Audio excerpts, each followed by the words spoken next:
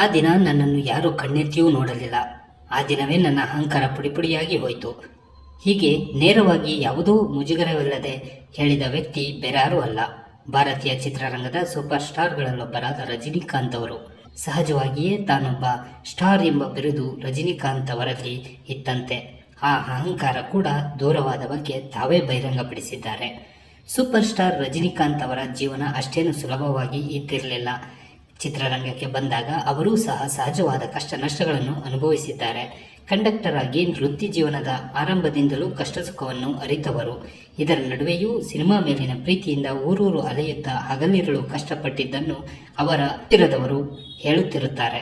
ಎಲ್ಲ ಕಷ್ಟ ಕಾರ್ಪಣ್ಯಗಳನ್ನು ಎದುರಿಸಿ ಸಿನಿಮಾ ಕ್ಷೇತ್ರದಲ್ಲಿ ಗುರುತಿಸಿಕೊಂಡು ಸಾಧಿಸಿದ್ದರಿಂದ ಇಂದು ಸೂಪರ್ ಸ್ಟಾರ್ ಪಟ್ಟ ಗಿಟ್ಟಿಸಿಕೊಂಡಿದ್ದಾರೆ.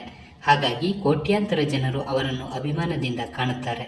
ಇತ್ತೀಚೆಗೆ ಆರ್ಟ್ ಆಫ್ ಲಿವಿಂಗ್ನಲ್ಲಿ ಆಯೋಜಿಸಿದ್ದ ಕಾರ್ಯಕ್ರಮದಲ್ಲಿ ಪಾಲ್ಗೊಂಡಿದ್ದ ರಜನಿಕಾಂತ್ ಅವರು ಆಧ್ಯಾತ್ಮದ ಬಗ್ಗೆ ಭಾಷಣ ಮಾಡಿದರು. ಈ ಸಂದರ್ಭದಲ್ಲಿ ತಮಗೂ ಅಹಂ ಇತ್ತು, ಒಂದು ದಿನ ಅಹಂಕಾರ ಪುಡಿಪುಡಿಯಾಯಿತು ಎಂಬುದನ್ನು ಹೇಳಿದರು. ಆಧ್ಯಾತ್ಮ ತಮಗೆ ಕಲಿಸಿದ ಸ್ಮರಣೀಯ ಘಟನೆಯನ್ನು ಹಂಚಿಕೊಂಡಿದ್ದರು. ಸಾವಿರಾರು ಭಕ್ತರು ಸೇರಿದ್ದ ಸ್ಥಳವೊಂದಕ್ಕೆ ನಾನು ಹೋಗಿದ್ದೆ. ಆ ಭಕ್ತ ಸಮೂಹದಲ್ಲಿ ತಮಿಳುನಾಡು ಮೂಲದ ನೂರಾರು ಭಕ್ತರು ಇದ್ದರು.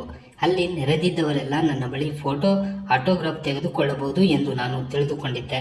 ಆದರೆ ನಡೆದಿದ್ದೇ ಬೇರೆ. ಅಲ್ಲಿಗೆ ಹೋದಾಗ ನಾನು ಎಲ್ಲರ ಕಡೆಗೂ ಕೈ ಬೀಸುತ್ತಿದ್ದೆ. ಆದರೆ ಒಬ್ಬರೂ ಸಹ ನನ್ನ ಕಡೆ ತಿರುಗಿ ನೋಡಲಿಲ್ಲ. ನನ್ನನ್ನು ಯಾರೂ ಗಮನಿಸಲೇ ಇಲ್ಲ. ಅಂದು ನನ್ನ ಅಹಂಕಾರ ಸಂಪೂರ್ಣವಾಗಿ ಪುಡಿಪುಡಿಯಾಗಿ ಹೋಯಿತು. ನನ್ನ ಜೀವನದಲ್ಲಿ ಎಷ್ಟೋ ಕಾರ್ಯಕ್ರಮಗಳಲ್ಲಿ ಭಾಗಿಯಾಗಿದ್ದೇನೆ. ಆ ಕಾರ್ಯಕ್ರಮ ಮಾತ್ರ ನನ್ನ ಅಹಂಕಾರವನ್ನು ತೊಡೆದು ಹಾಕಿತು ಎಂದು ಹೇಳಿದರು. ಮುಂದುವರೆದು ಮಾತನಾಡಿದ ರಜನಿಕಾಂತ್ ಅವರು, ಆ ದಿನದಿಂದ ಆಧ್ಯಾತ್ಮದ ಶಕ್ತಿ ಎಷ್ಟಿದೆ ಎಂಬುದನ್ನು ನಾನು ಅರ್ಥ ಮಾಡಿಕೊಂಡೆ.